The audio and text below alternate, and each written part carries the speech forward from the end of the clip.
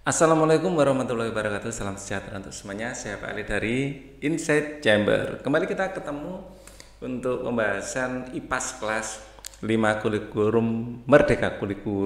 Kurikulum merdeka. Oke. Kita akan bahas untuk pembahasan yang lain ya. Bab yang sebelumnya dan setelahnya misalnya diinginkan ada di playlist di sini. Di playlist ini. Oke, dengan menggunakan playlist pembahasan bisa didapatkan secara urut dan runtut. Link dari playlist ini ada di bawah di kolom deskripsi. Silahkan dicek ya. Oke, kita akan bahas ini. Kita mulai. Bab kedua, harmoni dalam ekosistem.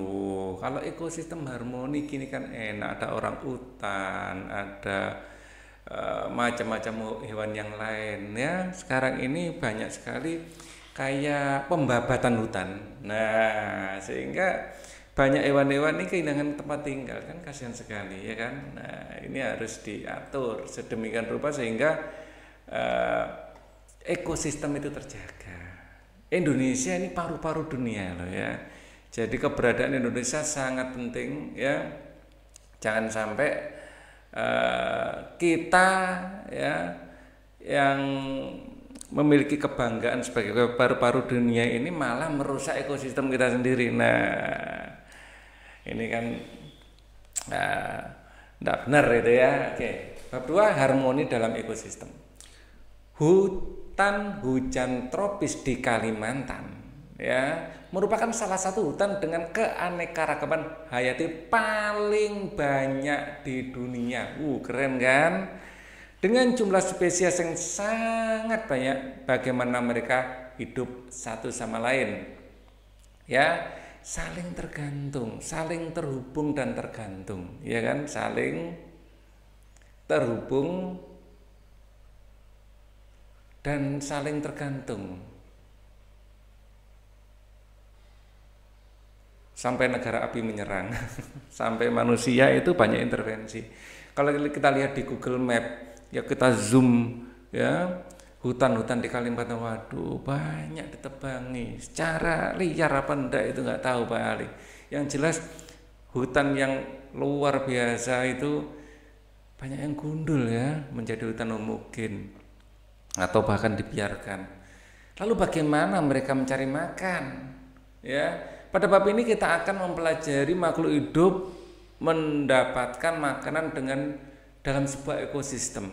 Betapa pentingnya peran masing-masing komponen untuk menjaga ekosistem tetap harmonis.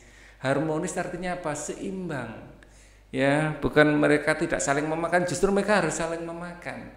Tetapi dengan saling memakan jumlah populasi akan seimbang.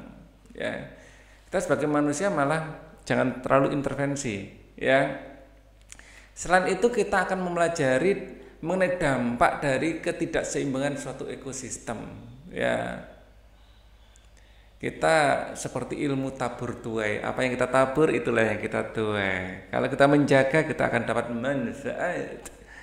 Tujuan pembelajaran menganalisis hubungan antara makhluk hidup pada suatu ekosistem dalam bentuk jaring-jaring makanan. Ya, hubungan antar makhluk hidup itu apa dalam jaring-jaring makanan? Sebelumnya apa itu jaring-jaring makanan? Nah, hubungan saling makan dan dimakan yang saling sila membentuk jaring-jaring makanan. Kalau membentuk rantai namanya rantai makanan, nanti akan kita bahas. Mendeskripsikan proses transformasi antar makhluk hidup dalam satu ekosistem. Dan ketika mendeskripsikan bagaimana transformasi energi dalam satu ekosistem berperan penting dalam menjaga keseimbangan alam. Apa itu transformasi energi? Perpindahannya energi dari satu makhluk hidup ke makhluk hidup lain. Awal mulanya dari mana? Dari matahari. Matahari menyinari bumi, memberikan energi. Energi ditangkap oleh tumbuhan untuk membuat makanan. Makanan dimakan oleh konsumen satu dimakan konsumen dua dan seterusnya. Nanti akan kita bahas. Dalam topik A yaitu makan dan dimakan. Nah, bagaimana makhluk hidup dalam satu ekosistem berkaitan satu sama dengan lainnya, ya, membentuk jaring-jaring makanan. Ya, bagaimana makhluk hidup dalam satu ekosistem berkaitan satu hidup satu membentuk jaring-jaring makanan ya, membentuk jaring-jaring makanan. Bagaimana makhluk hidup dalam satu berkaitan gini aja, saling membutuhkan gitu aja ya. Saling terhubung dan saling membutuhkan gitu, itu boleh juga. Saling membutuhkan. Ya, saling membutuhkan dan saling terhubung. Bagaimana makhluk hidup pada satu ekosistem mendapatkan energi? Produsen membuat energi sendiri,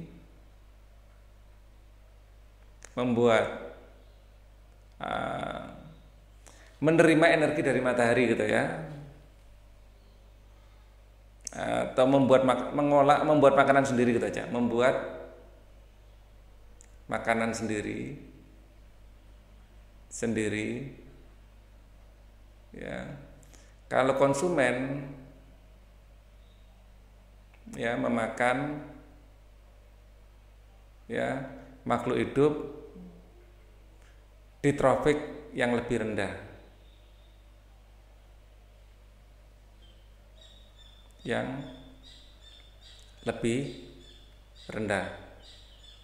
Nah, penjelasannya seperti ini.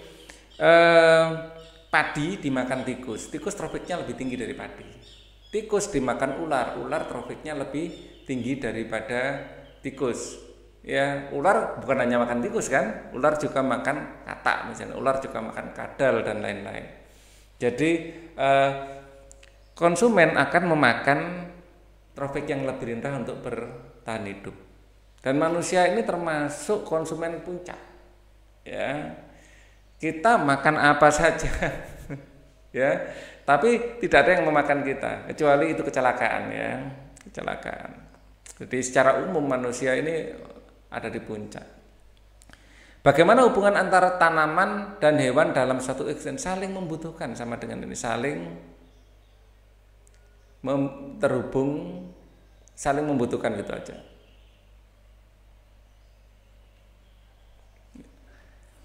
Tanaman membutuhkan hewan, ya, membutuhkan apa? Hewan itu bernapas mengeluarkan CO2. CO2 akan dibutuhkan tumbuhan untuk menghasilkan gula, ya kan? Atau dalam berfotosintesis. Hewan juga mengeluarkan kotoran atau mati terurai akan menjadi zat hara yang dibutuhkan oleh tumbuhan, begitu seterusnya. Ini sebuah siklus materi dalam kehidupan. Ya.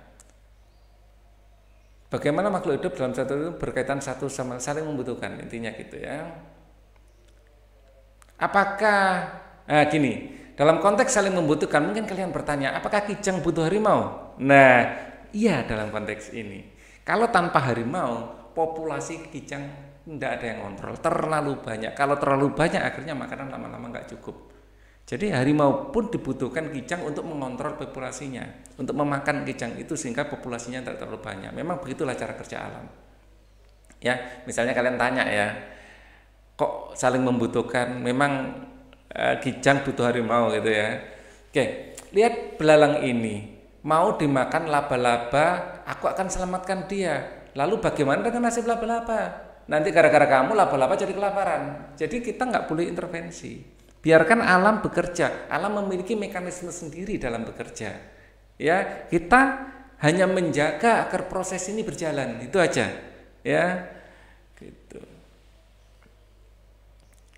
Hubungan makan dan dimakan antar makhluk hidup sudah sebuah sunatullah kalau kita bilang, atau sebuah rahasia alam, atau memang cara kerja alam seperti itu. Makhluk hidup makan dan dimakan. Oke. Semua makhluk hidup membutuhkan energi. Makhluk hidup butuh energi untuk tetap hidup. Oleh karena itu kita membutuhkan makanan. Tanpa makanan manusia tidak akan mendapatkan energi untuk beraktivitas. Manusia mendapatkan makanan dengan mengolah bahan-bahan makanan yang ada di alam. Lalu bagaimana dengan hewan dan tumbuhan? Bagaimana mereka mendapatkan makanan sebagai sumber energi? Ini ironis, kita sebagai manusia ya, kita harus membunuh untuk bisa bertahan hidup. Kita membunuh ayam untuk kita makan ya, jadi memang begitulah. Cuman kita diajarkan proses membunuh itu harus dengan adab yang benar, ya. Rasa sakitnya kita kurangi seminim mungkin, ya. Ada tata cara, ya. Jadi penyiksaan terhadap binatang tetap tidak diizinkan. Misalnya kita harus membunuh makhluk hidup itu dengan cara yang sebaik mungkin. Semua ada tata caranya, jangan khawatir. Ya, rantai makanan. Proses makhluk hidup mendapatkan energi pada satu ekosistem. Diskusikan bersama teman di sebelah kalian gambar kebun yang dikunjungi Aga Ian Banu. Tentukan makanan masing-masing makhluk hidup di ekosistem tersebut. Ya, yang jelas laba-laba makanannya adalah di sini ada brokoli, ya. Belalang makan brokoli, ya. Tentukan makanan masing-masing makhluk hidup dalam ekosistem tersebut. Pertama, brokoli dimakan belalang, ya. Kemudian belalang dimakan, kemudian belalang dimakan laba-laba.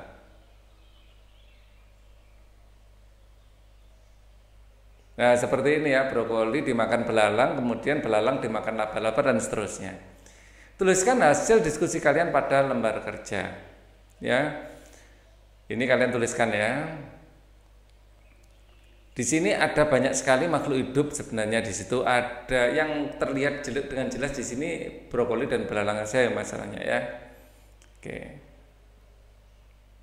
Brokoli makan apa?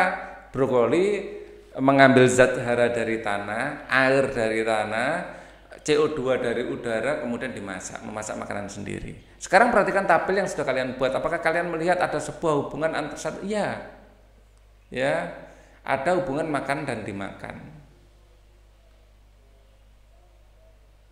Makan dan dimakan. Dalam hal ini kayak belalang, dia makan brokoli dan dimakan oleh laba-laba. Coba tuliskan hubungan yang kalian temukan menjadi sebuah rantai makanan. Ya, di sini adalah brokoli dimakan belalang, belalang dimakan laba-laba, mungkin laba-laba dimakan burung kalau ada di situ, dan seterusnya. Burung mungkin akan dimakan ular. Nah, burung kecil ya bisa aja dimakan ular, atau burung dimakan burung yang lebih besar, elang. Nah, seperti itu. Nah, membuat rantai makanan. Sekarang mari kita bermain peran. Kalian secara berkelompok memilih hewan atau tumbuhan apa dengan syarat berikut. A. Hewan dan tumbuhan yang kalian pilih harus bisa memiliki hubungan seperti bagian di atas. Artinya kalian harus dimakan atau memakan teman kalian. Makhluk hidup yang ditempatkan pada nomor 1 tidak boleh memakan makhluk hidup yang lain. Makhluk hidup ini hanya bisa dimakan. Makhluk hidup ini disebut produsen, ya. Makhluk hidup ini disebut produsen.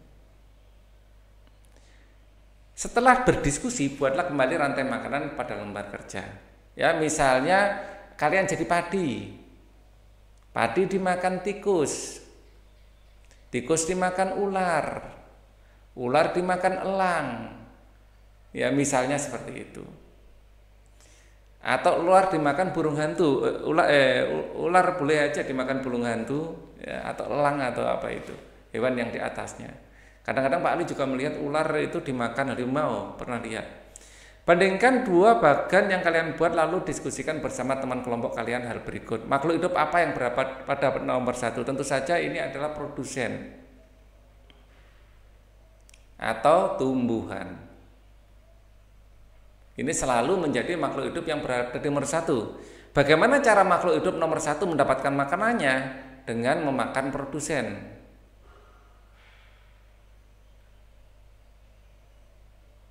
Termasuk dalam kelompok hewan pemakan apa yang ada di nomor 1?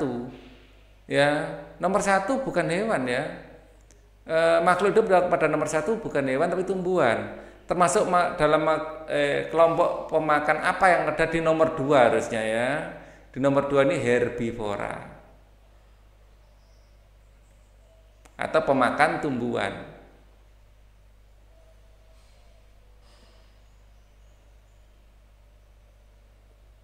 Oke, termasuk dalam kelompok hewan apakah yang ada di daftar nomor 2 dan 3? 3 dan 4 harusnya ya.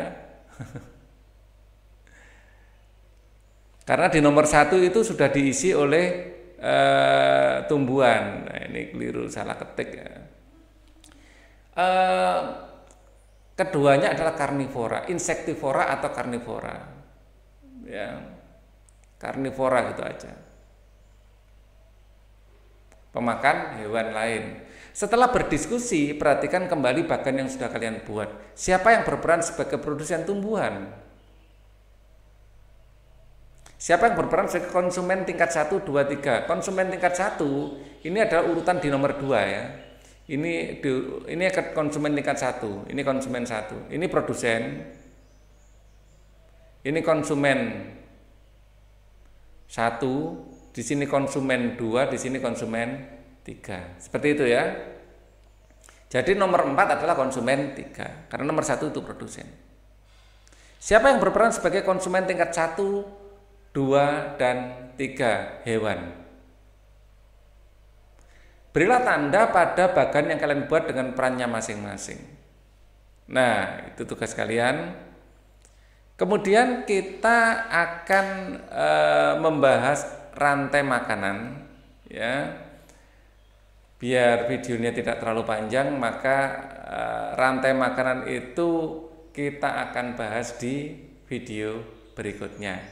Kalian bisa mencari video berikutnya di link di bawah, atau Pak Ali akan berikan juga. Sayang sekali Pak Ali tidak bisa memberikan thumbnail ya untuk loncat karena ini SD. Jadi untuk berikutnya linknya ada di bawah. Di situ ada playlist ya. Kalian cari halaman yang sesuai di playlist. Gunakan playlist ya. Oke, linknya ada di bawah. Sekali lagi, thank you for watching. Wassalamualaikum warahmatullahi wabarakatuh.